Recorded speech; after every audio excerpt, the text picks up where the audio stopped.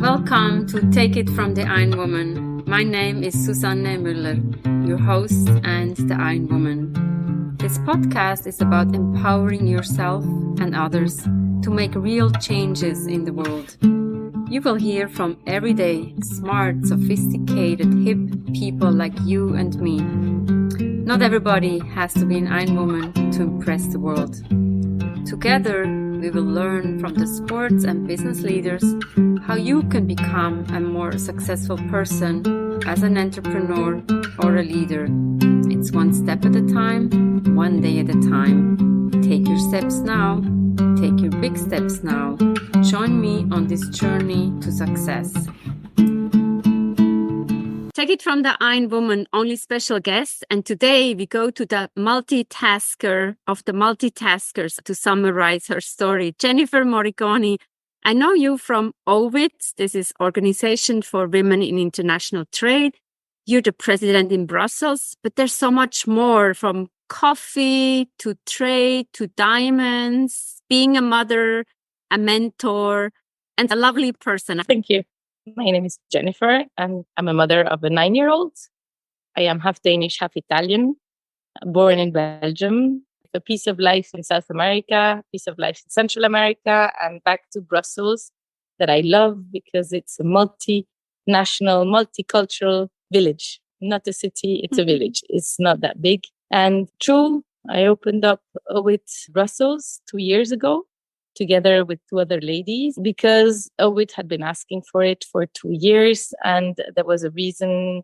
There was no chapter in the European Union, and there was a need for that. And it's true that I've been for 17 years a business developer for international projects, and then had the chance of being proposed to take over the office of one of my clients in digital, which was totally new for me. We developed that office for 2.5 years. It was my last day last Friday, and my first day with a new job this Monday, which is in traceability of diamond and luxury goods through blockchain, but opening up to other sectors like food, wood, chemicals. And you mentioned coffee and cacao, and I guess that's because I had formerly a company in the chocolate business and had been a lot in the cacao business, supporting producers from Central and South America in their export activities or desires. I'm interested in diamonds and luxury goods. What can you tell us about your new job? What can I tell?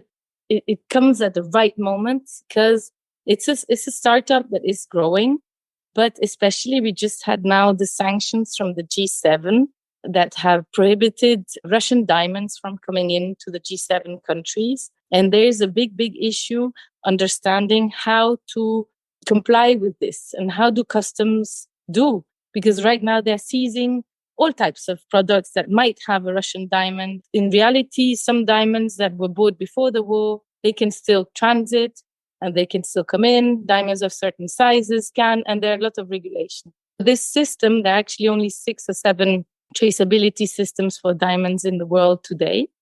The particularity of ITraceIT, that's the name of the company that I'm representing now, is that they are able to trace lots. All the other systems need to trace bigger diamonds that can be scanned, and let's say a digital twin can be made, or other systems where they can trace bigger stones. But what about all the small stones? And here the particularity is that they can take a lot, they can split it, mix it with others, and we can trace still where these diamonds go. It can be also applied, the system, for cacao, for any it could be cereals, it can be meat, it can be all other products that you cannot stamp an ID on in that way. It is very interesting. It also allows you to see who's been in the chain and what happened to it. Is it compliant with organic certification if it was an organic product or not? It doesn't have to be, but you can just see what happened on the chain of the value chain. We could add even, is it gender balanced value chain somehow? We're actually doing that with OWIT as well. That's how I found this job, or casually. I had been in jewelry 20 years ago. I did a jewelry school, and I wanted to do an analysis of the value chain of precious metals and gems from the mine all the way through and see what impact it had on women, what women could have as an impact on the different steps, trading, cutting, but also gold and all the, because women wear jewels. Mm-hmm. But they could be the best ally of women on all that chain. That was the idea. So we're actually doing an analysis, starting a series of webinars with an analysis of this value chain and with some experts speaking. We have the advantage of being in so many countries that, for example, from Ghana, from South Africa, from Kenya, we're going to have, and Uganda, we have a lot of countries that are going to be included. Nigeria, especially a big mining country with very strong women in mining associations. They're going to be describing the ecosystem and analyzing who is where the powers are. The same for Belgium, for London, and for New York, actually, with the Diamond District. That doesn't seem to be a very comfortable place for women to go around and to do business somehow.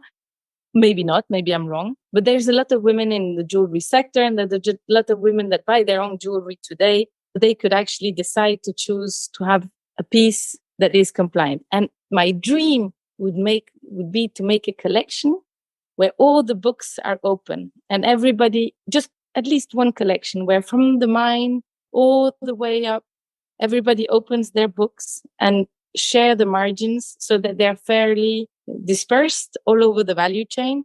It would be my dream to have at least a test, a pilot project like that. Let's see if that's the next step, just to try out with the jeweler, with the whole, and have one brand that can make that, or one collection of a brand if it's not possible for everybody to go like that. We could do the same in cacao next year. That's why not textile afterwards. Everything is. Seems like you have so many ideas. I like what you said. Women are buying jewelry for themselves. I like to go to market and buy the jewelry from then I know I have a kind of like a personal relationship with that person who made it, but maybe we need to have more. Where is the material coming from? It's very different market between a Cartier or a Tiffany, which are big brands, and a local jeweler that can make as high quality, but they can make more personalized. But on the other hand, some of the big jewelry brands are easier to sell. It's also an investment. Some people might buy just to keep it in a box. It's actually funny that we have this conversation today when it was St. Valentine's yesterday. We should see statistics on men still buy. I like men to be very gentlemen and masculine, and I like women to be very feminine. I like actually that the gender balance is optimizing the diversity of genders, races, cultures. This is what ages also in the end.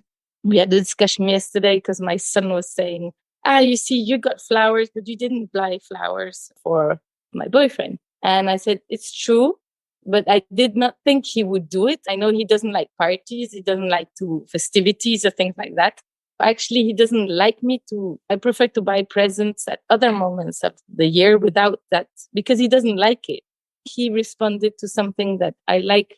Any excuse to have a special day is nice.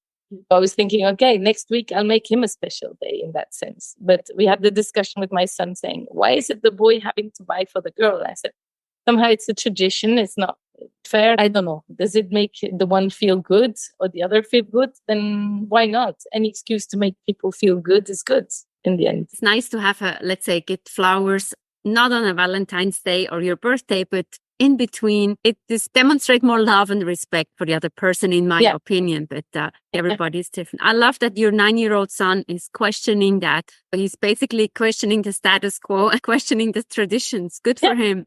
Why not? Yeah. Why not? Why not? So we have conversation. It's hard actually, there's more gender imbalance for boys when they're kids. And maybe that's why there are more gender imbalances afterwards. A boy that wants to play with a Barbie or with pink will be judged much harder than a girl that plays with cars and dresses in blue, or let's say, to take a stereotype. And they start with the more unfair.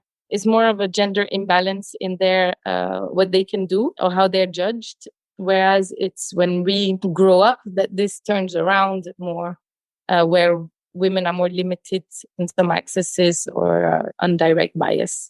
All this gives us something to think about, and it starts early with education in the school. And I wouldn't like everything to be green, let's say. I like that things are pink and blue, and that the things that boy like more and girls like more. It's true that you can have pink trucks, but you will not find a blue, or maybe you find now blue vacuum cleaner. I don't, I haven't been out looking lately. But I don't want everybody to be the same. I just want everybody to be as different as they can and enjoy it. I think, and unique. It's a unique, different and unique.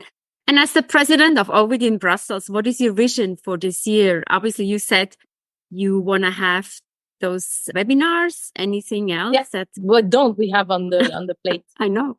We have the series of webinars, and if we're lucky, it will end up with a trade mission. We'll see. Then we've started up a local events because we noticed that we were a lot on the international level.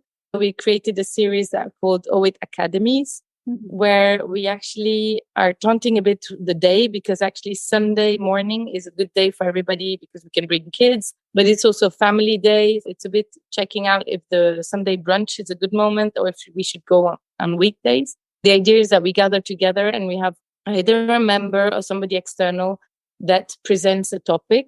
We had self-awareness the last time. It's the last Sunday of the month. Next time it's going to be alternative financing, actually with the financing that works without interest, but works on other logics. We'll have one on prospection. How do you prospect? So when you come, we can have one on leadership and women's leadership. We have different topics coming up, Incoterms. Sometimes it's very business. Sometimes it's more of persons. We also have the first men in the OWIT Brussels, which I'm very happy about because it's about gender balance. It's not about women only gathering together. And then we have here on the 8th of March, together with Eurochambre, which is an organization here that is, let's say, under the European structures. And we're going to have an event on IP and how IP can leverage women businesses. Julia Kurt and Mayra Souza from OWIT International OWIT Brussels going to Abu Dhabi for the International Institute of Sustainable Development that is having a sustainable trade hub. And the discussion will be on how women businesses are impacting the climate and how some of the trade policies can impact. The more actually we notice that the more women tend, not all, and not all men do the opposite, to do businesses that have a more positive impact on social things. No business has a positive impact on the climate, but some businesses have less bad impact on the climate, if we can say like that. Women have this resilience where they're sometimes more flexible to these things. The more we add climate factors to trade, the more we actually give a space and an opportunity for women to develop the business. We think that we don't have numbers, but we're looking into getting that. So in September, October, we're going to have one for the trade attachés, trade commissioners, and women in positions of supporting trade, but with the government or in a para-governmental institution, and why it's many women that are in these positions. And then we're going to have one just on exports as well. And then we have in May, the 17th, 18th of May, there's the spring retreat, which is always gathering all the boards in one place. It's going to be here in Brussels this year, 2 days in the morning of the 17th. We're looking forward if we can meet the director of UN Women here, with whom we've had exchanges. And else it's the European Parliament or Commission, some of their women-related teams or Eurochambre. And then we will have also our internal meetings, dinner. And Saturday, 18th, we want to gather as many women networks together at the foundation where we have our events and get them a bit together. Wow. It sounds like the year is already planned out. What do you do when you don't work? It seems like you're very structured. So 5 to 7 is OWIT. You get your boy ready. You go to work.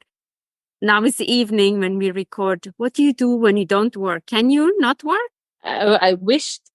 Can I see friends? I like to go out in the woods as well. I wish I would have more time to create and to be creative. I liked a lot to do jewelry, actually. I do not have the whole lab.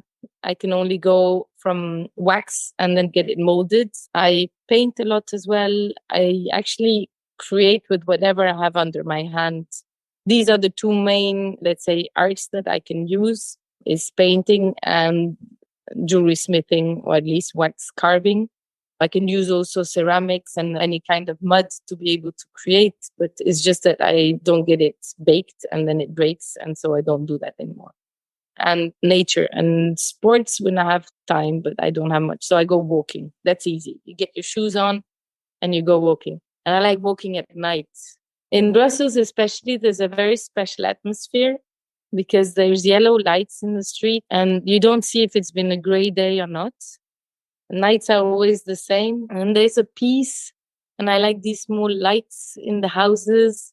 The energy is different at night than at day. Though I'm an early sleeper, an early bird in the morning, but I do like that moment to walk at night. I like to walk also in daytime, but then it has to be in the woods where people are not there. The cars are not the same. People are not hectic the same way. I need that calm that I don't have inside. All right. Thank you so much. Let's finish on that high note and envision the yellow lights in Brussels. Certainly a wonderful city that, thanks to you, I was able to visit and also come back. A talk. I'll come back.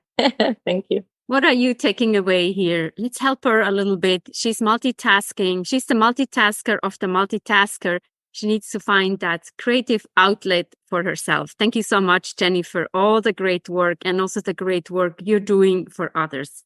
Take it from the Ironwoman. We have episodes every Monday. Come and join us. There's fantastic people we are interviewing from around the world.